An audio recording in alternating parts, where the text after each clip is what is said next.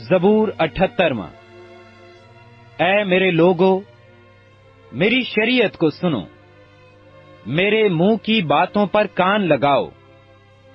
میں تمثیل میں کلام کروں گا اور قدیم معامے کہوں گا، جن کو ہم نے سنا اور جان لیا، اور ہمارے باپ دادا نے ہم کو بتایا، اور جن کو ہم ان کی اولاد سے پوشیدہ نہیں رکھیں گے، بلکہ آئندہ پشت کو بھی خداوند کی تعریف اور اس کی قدرت اور عجائب جو اس نے کیے بتائیں گے، کیونکہ اس نے یعقوب میں ایک شہادت قائم کی اور اسرائیل میں شریعت مقرر کی، جن کی بابت اس نے ہمارے باپ دادا کو حکم دیا کہ وہ اپنی اولاد کو ان کی تعلیم دیں، تاکہ آئندہ پشت یعنی وہ فرزند جو پیدا ہوں گے ان کو جان لیں، اور وہ بڑے ہو کر اپنی اولاد کو سکھائیں کہ وہ خدا پر آس رکھیں اور اس کے کاموں کو بھول نہ جائیں، بلکہ اس کے حکموں پر عمل کریں، اور اپنے باپ دادا کی طرح سرکش اور باغی نسل نہ بنے، ایسی نسل جس نے اپنا دل درست نہ کیا اور جس کی روح خدا کے حضور وفادار نہ رہی۔ بنی افرائیم مسلح ہو کر اور کمانے رکھتے ہوئے لڑائی کے دن پھر گئے، انہوں نے خدا کے عہد کو قائم نہ رکھا اور اس کی شریعت پر چلنے سے انکار کیا، اور اس کے کاموں کو اور اس کے عجائب کو جو اس نے ان کو دکھائے تھے بھول گئے۔ اس نے ملک مصر میں زون کے علاقہ میں ان کے باپ دادا کے سامنے عجیب و غریب کام کیے۔ اس نے سمندر کے 2 حصے کر کے ان کو پار اتارا اور پانی کو تودا کی طرح کھڑا کر دیا۔ اس نے دن کو بادل سے ان کی راہبری کی اور رات بھر آگ کی روشنی سے۔ اس نے بیابان میں چٹانوں کو چیرا اور ان کو گویا بحر سے خوب پلایا۔ اس نے چٹان میں سے ندیاں جاری کیں اور دریاؤں کی طرح پانی بہایا، تو بھی وہ اس کے خلاف گناہ کرتے ہی گئے، اور بیابان میں حق تعالی سے سرکشی کرتے رہے، اور انہوں نے اپنی خواہش کے مطابق کھانا مانگ کر اپنے دل میں خدا کو آزمایا، بلکہ وہ خدا کے خلاف بکنے لگے اور کہا، کیا خدا بیابان میں دسترخوان بچھا سکتا ہے؟ دیکھو، اس نے چٹان کو مارا تو پانی پھوٹ نکلا اور ندیاں بہنے لگیں۔ کیا وہ روٹی بھی دے سکتا ہے؟ کیا وہ اپنے لوگوں کے لیے گوشت مہیا کر دے گا؟ پس خدا سن کر غضبناک ہوا اور یعقوب کے خلاف آگ بھڑک اٹھی، اور اسرائیل پر قہر ٹوٹ پڑا، اس لیے کہ وہ خدا پر ایمان نہ لائے اور اس کی نجات پر بھروسہ نہ کیا۔ تو بھی اس نے افلاک کو حکم دیا اور آسمان کے دروازے کھولے اور کھانے کے لیے ان پر من برسایا اور ان کو آسمانی خوراک بخشی۔ انسان نے فرشتوں کی غذا کھائی، اس نے کھانا بھیج کر ان کو آسودہ کیا۔ اس نے آسمان میں پروا چلائی اور اپنی قدرت سے دکھنا بہائی۔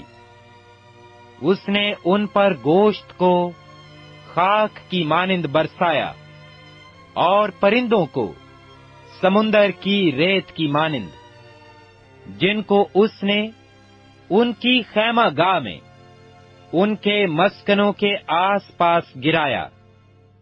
پس وہ کھا کر سیر ہوئے اور اس نے ان کی خواہش پوری کی۔ وہ اپنی خواہش سے باز نہ آئے، اور ان کا کھانا ان کے منہ ہی میں تھا کہ خدا کا غضب ان پر ٹوٹ پڑا، اور ان کے سب سے موٹے تازہ آدمی قتل کیے، اور اسرائیلی جوانوں کو مار گرایا۔ باوجود ان سب باتوں کے کہ وہ گناہ کرتے ہی رہے، اور اس کے عجیب و غریب کاموں پر ایمان نہ لائے، اس لیے اس نے ان کے دنوں کو بطالت سے اور ان کے برسوں کو دہشت سے تمام کر دیا۔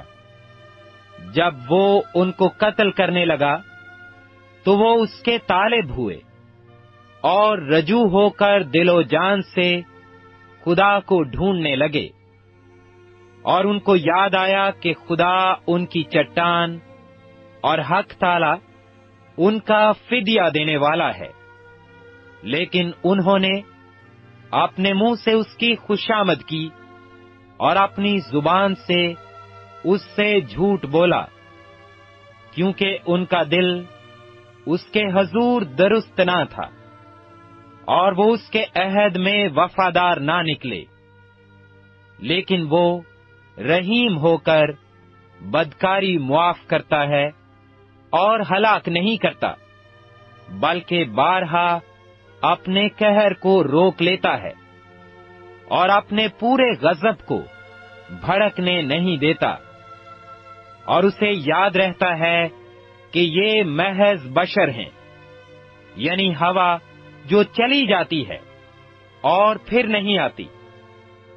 کتنی بار انہوں نے بیابان میں اس سے سرکشی کی اور صحرا میں اسے آزردہ کیا، اور وہ پھر خدا کو آزمانے لگے، اور انہوں نے اسرائیل کے قدوس کو ناراض کیا۔ انہوں نے اس کے ہاتھ کو یاد نہ رکھا، نہ اس دن کو جب اس نے فدیہ دے کر ان کو مخالف سے رہائی بخشی۔ اس نے مصر میں اپنے نشان دکھائے، اور زون کے علاقہ میں اپنے عجائب، اور ان کے دریاؤں کو خون بنا دیا، اور وہ اپنی ندیوں سے پی نہ سکے۔ اس نے ان پر مچھروں کے غول بھیجے جو ان کو کھا گئے، اور مینڈک جنہوں نے ان کو تباہ کر دیا۔ اس نے ان کی پیداوار کیڑوں کو اور ان کی محنت کا پھل ٹڈیوں کو دے دیا۔ اس نے ان کی تاکوں کو اولوں سے اور ان کے گولر کے درختوں کو پالے سے مارا۔ اس نے ان کے چوپایوں کو اولوں کے حوالہ کیا، اور ان کی بھیڑ بکریوں کو بجلی کے۔ اس نے عذاب کے فرشتوں کی فوج بھیج کر اپنے قہر کی شدت، غیظ و غضب اور بلا کو ان پر نازل کیا۔ اس نے اپنے قہر کے لیے راستہ بنایا، اور ان کی جان موت سے نہ بچائی، بلکہ ان کی زندگی وبا کے حوالہ کی۔ اس نے مصر کے سب پہلوٹوں کو، یعنی حام کے مسکنوں میں ان کی قوت کے پہلے پھل کو مارا، لیکن وہ اپنے لوگوں کو بھیڑوں کی مانند لے چلا، اور بیابان میں غلہ کی مانند ان کی رہنمائی کی، اور وہ ان کو سلامت لے گیا، اور وہ نہ ڈرے۔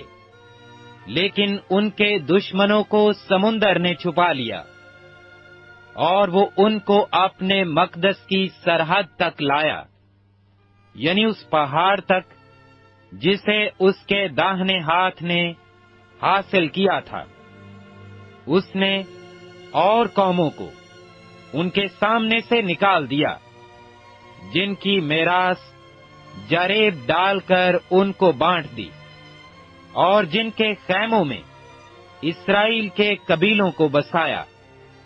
تو بھی انہوں نے خداوند تعالیٰ کو آزمایا اور اس سے سرکشی کی اور اس کی شہادتوں کو نہ مانا، بلکہ برگشتہ ہو کر اپنے باپ دادا کی طرح بے وفائی کی اور دھوکہ دینے والی کمان کی طرح ایک طرف کو جھک گئے، کیونکہ انہوں نے اپنے اونچے مقاموں کے باعث اس کا قہر بھڑکایا اور اپنی کھودی ہوئی مورتوں سے اسے غیرت دلائی۔ خدا یہ سن کر غضبناک ہوا اور اسرائیل سے سخت نفرت کی، سو اس نے سیلا کے مسکن کو ترک کر دیا، یعنی اس خیمہ کو جو بنی آدم کے درمیان کھڑا کیا تھا، اور اس نے اپنی قوت کو اسیری میں اور اپنی حشمت کو مخالف کے ہاتھ میں دے دیا۔ اس نے اپنے لوگوں کو تلوار کے حوالہ کر دیا اور وہ اپنی میراث سے غضبناک ہو گیا۔ آگ ان کے جوانوں کو کھا گئی اور ان کی کمواریوں کے سہاگ نہ گائے گئے۔ ان کے کاہن تلوار سے مارے گئے اور ان کی بیواؤں نے نوحہ نہ کیا۔ تب خداوند گویا نیند سے جاگ اٹھا، اس زبردست آدمی کی طرح جو میں کے سبب سے للکارتا ہو، اور اس نے اپنے مخالفوں کو مار کر پسپا کر دیا۔ اس نے ان کو ہمیشہ کے لیے رسوا کیا، اور اس نے یوسف کے خیمہ کو چھوڑ دیا اور افرائیم کے قبیلہ کو نہ چنا، بلکہ یہودا کے قبیلہ کو چنا، اسی کوہ سیون کو جس سے اس کو محبت تھی، اور اپنے مقدس کو پہاڑوں کی مانند تعمیر کیا، اور زمین کی مانند جسے اس نے ہمیشہ کے لیے قائم کیا ہے۔ اس نے اپنے بندہ داؤد کو بھی چنا اور بھیڑ سالوں میں سے اسے لے لیا۔